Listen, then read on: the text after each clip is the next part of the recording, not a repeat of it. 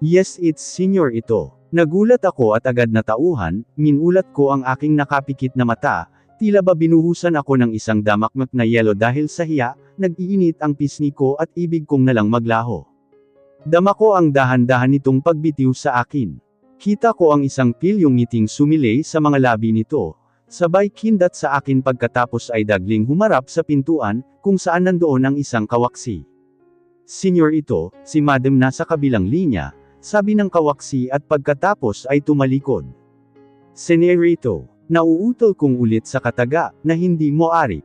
Yes, and now you know, baling nito sa akin at dagling humakbang papalabas ng silid. We are not done yet, habol nito at tuluyang nawala sa paningin ko. Naiwan akong nakanganga, at gulat pa rin sa aking nalaman.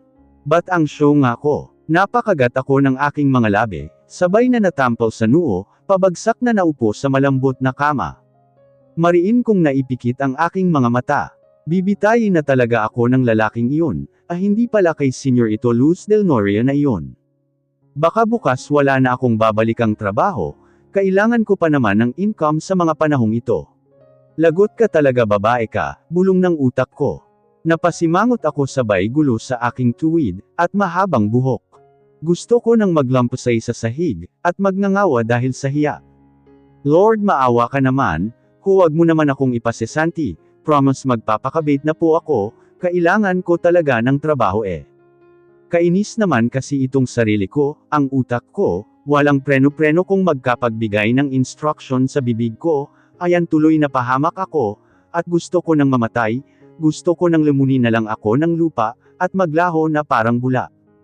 Nahihiya tuloy akong lumabas ng silid, at parang wala akong mukhang ihaharap sa mga kasamahan ko, lalo na sa Senior Ito Luz. Wala sa sariling napa-indek ko ang mga paa, para tuloy akong baliw sa eksena ko. Isang malalim na hininga ang aking pinakawalan. Bumaling muna ako sa bedsheet na nagusot at inayos iyon, pagkatapos ay muli akong tumayo ng maayos sabay lunok. Nagdadalawang isip akong ihakbang ang aking mga paa, para atang nanigas iyon, at humakbang paurong. Abahala na lalabas na ako sa loob ng silid. 1, 2, 3 go.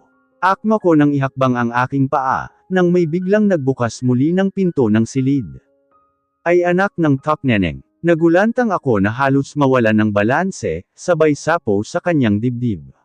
Sino bang, hindi ko natuloy ang sasabihin, nang bumungad sa akin ang Senior Ito Luz. Agad akong nayuko at tumayo ng maayos. Pero nilampasan lang ako nito, at dummer itso sa isang sulok, sa may closet nito. Nagsalubong ang aking kilay na nakasunod tingin dito. Halatang nagmamadali ang amo ko. Walang sabi-sabing kumuha ito ng isang suit. Pagkatapos ay bumaling ito sa akin. Come here. Nanginginig na sumunod ako. Ano ba ito, ba't ba ako nahihiya? Nakayuko akong lumapit na ang mga palad, ay pinagsakob ko sa gawing harapan, para tuloy akong mangmang sa hitsura ko. Inabot nito sa akin ang isang pares ng suit, maagap naman ako at mabilis kinuha. Tahimik lang akong nakamasid dito. Maya-maya ay nagulat ako sa sumunod na pangyayari. Nanuyo tuloy ang lalamunan ko, at nanigas ang mga kamay at paa ko, dahil iniisa-isa nitong kalagin ang butones sa suot nitong long sleeve. Nanlaki ang aking mga mata, gusto ko itong ipikit pero hindi ko magawa. Sunod-sunod ang lunok ko ng laway, dahil sa biglang pagtigang ng lalamunan ko. Hanggang sa tuluyan nitong nahubad ang pangitaas. Pilit kong ibaling ang aking paningin sa ibang direksyon, pero ewan ba at natagpuan ko na lang ang sariling sinuyod ito. Napakagat ako sa aking labi, habang tiningnan ang buo nitong katawan. Lihim akong napakislat sa nasaksihan. This man has a perfect body, a broad shoulder, a chiseled chest, and has a perfect tones of abs. Dagdag pa ang mabalahibo nitong puson, hanggang sa, hindi ko napigil ang mapakagat sa aking labi, na parang uhaw na nakatitig sa gawing pas-onan nito. Hindi ko moari ang sarili, pero biglang nanayo ang balahibo ko sa buong katawan. Isang tikhim ang aking narinig. Agad kong binaling ang paningin sa ibang direksyon. Umakto ka na parang walang nakita, para hindi nito mahalata na pinagnanasaan ko ito. Nagmumukha tuloy akong asungot, at halatang galing sa palengke. Maya-maya ay naramdaman ko ang mga hakbang nitong papalapit sa akin, Bahagya akong sumulyap sa direksyon nito, tuloy kinabahan akong lalo, dahil papalit na naman ito sa akin. Taas, baba ang dibdib ko sa sunod-sunod kong paghinga. Nakatitig ito sa akin habang patuloy nitong hinakbang ang mga paa, hanggang sa inilapit nito ang mukha sa akin. Maagap naman ako, at agad na iharang ang dalang tuxedo sa harapan nito, sabay pikit sa aking mga mata. Anong gagawin mo senyor ito? Nanginginig kong tanong, at dahan-daang minulat ang isa kong mata, kasunod ang isa. Hindi ito nagsalita at naging seryoso ang mukha nito, sabay hablot sa hawak kong tuxedo. Walang sabi-sabing sinuot nito, pagkatapos ay dahan-dahan nitong hinubad ang pants. Mas lalong bumundol ang kaba sa dibdib ko, kaya mabilis akong tumalikod dito, hindi ko na kaya pang panuoring magbihis ito, baka pag nanasaan ko na ito, lalo at ako na mismo ang gagawa ng paraan upang gahasain ito. Tuloy na lukot ang aking mukha sa naiisip, never, hindi ko kaya gusto ang lalaking ito. Brusco, antipatiko, mayabang, bastos, lahat siguro ng ayaw kong ugali sa lalaki ay nasa lalaking ito.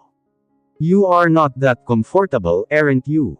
Tanong nito sa aking likuran, habang abala ito sa paghuhubad, kasunod ay hinablot nito ang hawak kong pants mula sa aking kamay, habang nakatalikod ako dito. Dapat masanay ka na, dahil you will work for me, and I am your master from now on, patuloy nito. Anong paki ko talagang first time kung makakita ng ganun no, ano pa kaya ako? Hindi na lang ako sumagot, baka kung saan pa mapunta ang walang kwentang usapan namin. Nakatalikod na nilalaro ko na lang ang aking daliri sa harapan, habang hinintay itong matapos. Pinpin de Serapon di Cuchillo di Armasin, bulong na kanta ko. Habang nilalaro ko ang daliri, ay nagulat na lang ako nang may mainit na hangin na tumama sa gawing batok ko, mula sa likuran ko't napaigtad ako nang wala sa oras. See you tomorrow Miss Palengke, sabi nito sakin. Ewan ko ba't parang tinukso ako, kita ko ang malaking ngisi sa labi nito. Ano ba't sa ginawa nitong paglapit ng bibig sa likod ko, ay parang gusto kong mahimatay, bawat kilos nito ay iisipin ng iba na bastos, pero para atang nagugustuhan ko, kinikilig ba ako? No hindi dapat, dahil trabaho ang aking pinunta dito at hindi kalandiante. Pagkatapos ay dahan-dahan ako nitong nilampasan, at gumawi sa pinto papalabas. Work harder Molly, nakangiting toksong habol nito at tuluyang umalis. Ha! Work harder do. Napairap ako ng aking mga mata, dahil sa inis habang ginaya ko ang sinabi nito. Mahinang ipinihit ko ang pinto ng master's bedroom. Maaga pa lang ay dumating na ako sa malaking bahay. Kasi nga marami akong gagawin, magbe-breakfast in bed daw ang asungot kong amo. Kaya as his personal maid, kailangan ko din na maging maaga. Pagtitiyagan ko na lang muna ito, kung hindi lang ako nangangailangan ng trabaho, hinding-hindi ako babalik dito. Makikita ko na naman ang asungot, bastos at antipatiko kong amo. Bakit ba kasi ang liit-liit ng mundo para sa aming dalawa, at muli kaming nitong pinagtagpo? Pigil hiningang humakbang ako papasok sa loob ng silid. Nagsalubong ang aking kilay, sabay linga sa buong lugar, lahat ng ilaw sa loob ng kwarto ay naka-on, at sobrang liwanag. Baka gising na ito. Nang tinaluntan ko ang kinaroroonan ng kama, ay nakita kong mahimbing pa itong natutulog, na parang isang sanggol. Napangiwi ako, ganun ba ito Kate Cot sa dilim at ang lahat ng ilaw sa loob ng silid ay naka-on. Isang ngisi ang aking pinakawalan, hindi nababagay sa hitsura nito sa mukha nitong matangkad, at matipuno ang pangangatawan, isipin talaga ng mga babae, pati ako na maging ligtas kami sa mga bisig nito, pero ganun ba ito katakot sa dilim? Hindi naman siguro baka nakalimutan lang nitong i-off. Dahil sa pagod. Sabi kasi ng kasama kong kasambahay, ito ang nagmamaneho sa family business ng mga Del Noria dito sa Pilipinas, pati na sa business ng pamilya nito sa ibang bansa. Simula daw nang namatay ang ama nito, ay ito na ang nagmamaneho ng buong ari-arian ng pamilya, kaya ganun ito kapagod at abala sa buhay. Ang bata pa nito pero successful businessman na nakakainggit. Sinuyod ko ng tingin ang binatang natutulog, ayon na naman ang pamilyar na kaba sa dibdib ko, nang muling natunghayan ang hitsura nito. Inilapit ko pa ang mukha sa mukha nito, nakayukong sinuyod ko ito. Sa totoo lang gwapo talaga ito, Para nga itong isang modelo malinis ang cut ng buhok nito. At medyo parang may halong ibang lahi ang dugo nito. Siguro Spanish blood, pero hula ko lang iyon mabiguta ang panga may mapupulang labi, hindi malayong type ko ito kung hindi lang ito bastos at mayabang. Wala sa sariling napalunok ako. Nang masaksihan ang mamasa-masa at mapupula nitong labi. Do you like what you saw? Biglang buka ng bibig nito, sabay dahan-daang dinilat ang mga mata. Anak ng gulat at mabilis akong tumalikod, tarantang gumawi agad ako sa malaking glass wall, sabay hawi sa mahabang kurtinang nakaharang sa salamin. Pagkatapos sapo ang aking dibdib, at sunod-sunod na hinga ang aking pinakawalan. Palakas ng palakas ang tibok ng puso ko, na hindi ko alam kung bakit, namumula ang pisngi ko dahil sa hiya.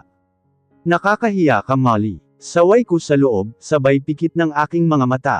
Maya-maya ay tumikim muli ito sa likuran ko. Napaigtad na naman ako, ano bang nangyayari sa akin, at palagi na lang akong natataranta sa tuwing kasama ito. Makapal naman ang mukha ko pero bakit nawawala ang kapal ng mukha ko ngayon? Wala sa sariling napangiti ang senior ito luz sa likuran ko. Nanatili akong nakatalikod, at hinarap ang sinag ng araw na nagmumula sa labas, para ata akong teenager na nakasalubong ang crush ko, dahil sa reaksyon ko. Nakakahiya. Kasunod ay narinig ko ang mga hakbang nito, hindi ko inabala ang sariling lumingon, pakiramdam ko kasi hindi pa nawawala ang pamumulan ng pisngi ko. Look at the sunshine, panimula nito, alam kong papalapit ang senior ito sa likod ko. Lihim na tikhim ang aking ginawa, dahil nanuyo ang lalamunan ko, tahimik lang akong nakamasid dito. It is bright as it always, patuloy nito. Hindi ko alam ang aking isasagot, kaya tumango na lang ako bilang pagsang-ayon. Kasunod ay ang pagtingala ko sa kawalan. Oo tama ito, kay liwanag ng sinag ng araw, kay sarap tingnan. Nawala ako sa aking sarili, at nadala sa ganda ng umaga. Ipinikit ko ang aking mga mata na nakaharap sa wall glass, ninamnam ang sarap ng sinag ng araw na tumama sa aking pisngi. Napakaganda ng umaga, sabi ko na hindi inintindi ang lalaking nakatayo sa aking likuran, at gaya ko ay nakatingin din ito sa sinag ng nagmumula sa kawalan. Wala sa sariling naipikit ko ang mga mata, at dinama ang sinag ng araw. Hanggang sa naramdaman ko na lang ang isang init ng hininga nitong na tumama sa aking batok. Napalunok ako at naningas na naman. Ang drama na ng scene lumabas na naman ang pagkaasungot ng lalaking ito. Ewan ba at nang tumama ang hininga nito sa batok ko, ay parang nakukuryente ako, parang may kung anong sensasyong damaloy sa ugat ko. Ano ba tong nararamdaman ko, bago atake sa pakiramdam ko bulong ko sa sarili. Hindi ko pa rin magawang ikilos ang katawan ko, dahil nilamon na ako ng matinding kaba. Hanggang kailan ka ba tatayo dyan? Bring me my coffee? Pabulong nitong utos mula sa likuran ko, dama ko ang mainit ng hininga nito, dahil sa lapit ng bibig nito sa tainga ko. Maagap akong humarap upang sundin ang utos nito. Oops, mahina kong bulalas, dahil nang humarap ako ay kay lapit na ng mukha nito sa mukha ko. Napailag tuloy akong bigla, bahagya kasi itong nakayuko upang matapat sa akin. Napalunok na naman ako, at nanlaki ang mga mata, dahil natunghayan ko na naman ang gwapong mukha nito. Bumungad sa akin ang pilyong ngiti nito, na mas lalong napatingkad sa gwapong mukha nito. Nakatitig ito sa mga mata ko. Sumimangot ako upang maibasan ang tensyon, bigla akong yumuko dahil parang napaso ako sa mga titig nito, at dahil sa ginawa ko, nabunggo ko ang noo nito. Ouch! Aray! Magkasabay naming bulalas. Hala sorry senior ito. Gulat na paghingi ko ng paumanhin dito, ganun ako kaapektado sa presensya nito, na halos nawala ako sa konsentrasyon. Molly where is your mind? Reklamo nito sabay himas sa nasaktang noo. Ikaw kasi senior ito lalapit-lapit, alam mo naman allergy ako sa ganyang species, nakangusong sisi ko sa lalaki. Ano? Wala po, dali kong bawi sabay talikod patungong pinto. Don't forget my breakfast, pahabol nito. Nang makalabas ay sunod-sunod na buntong hininga ang aking pinakawalan, pagkatapos sabay sandal sa pader sa labas ng silid nito. Sapo ng kanang palad ang aking dibdib, hindi pa rin humihinto ang tambol ng puso ko. Ano ba ito Lord, baka magkasakit ako sa puso nito, bakit ba kasi bigla-bigla ang kaba ko, napatingala ako sa kisame. Pagkatapos kumain ni Senior ito, ay nagsimula na ako sa pang-araw-araw na gawain, nagsisimula na akong maglinis sa loob ng silid. Sabi kasi ni Ma'am Joy, dapat araw-araw kong linisin ang silid nito. Naku naman, ang laki pa ng silid nito. Nanakit na nga ang katawan ko kahapon sa kalilinis, ngayon ulit. Napabuntong hininga na lang ako, at sinimulang maglinis sa salaming bintana. Nandoon pa naman sa loob ng banyo ang antipatiko kong amo. Kaya medyo hindi ako masyadong maaasiwa, at malaya akong makakagalaw kahit ilang minuto lang. Pakanta-kanta kong pinunasan ang salamin. E-enjoy ko na lang ang paglilinis, para naman hindi ko mapansin ang oras. Ilang minuto ang nakalipas, ay lumabas si Senior Itoluz, mula sa banyo. Napalingon ako dahil sa pagbagsak ng pinto ng malaking banyo. Oh lala, napalunok na naman ako, ano na ba itong sumagi sa utak ko, puro kalandian. Talagang nakakalandi ang lalaking ito Basa ang buhok nito, at nakatupi lang ng tuwalya. Ayon na naman ang malamatsete nitong katawan. Sino naman ang hindi malalandi?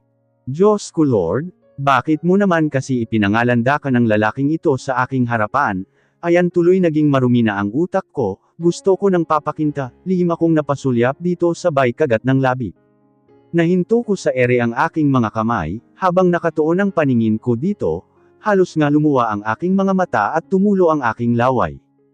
Nang hindi ko inaasahang bumaling ang paningin nito sa direksyon ko, nagtama ang aming paningin. Tuloy na tarantang binalik ko ang atensyon sa pagpupunas ng salamin. Hindi ko inintindi ang posisyon ko, at nakalimutan kong maiksi nga pala ang uniforme ko.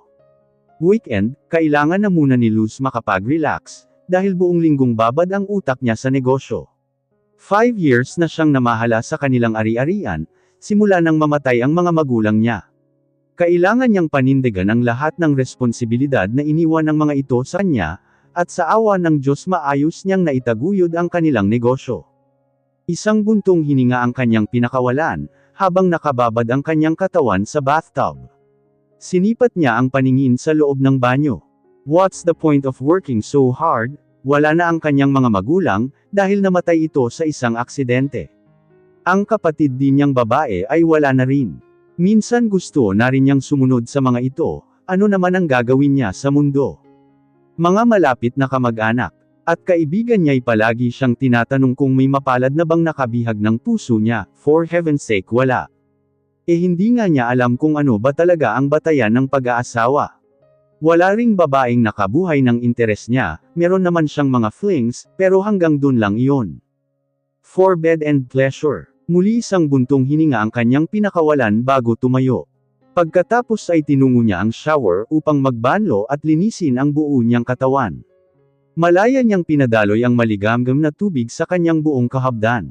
Ilang saglit ay natapos siya.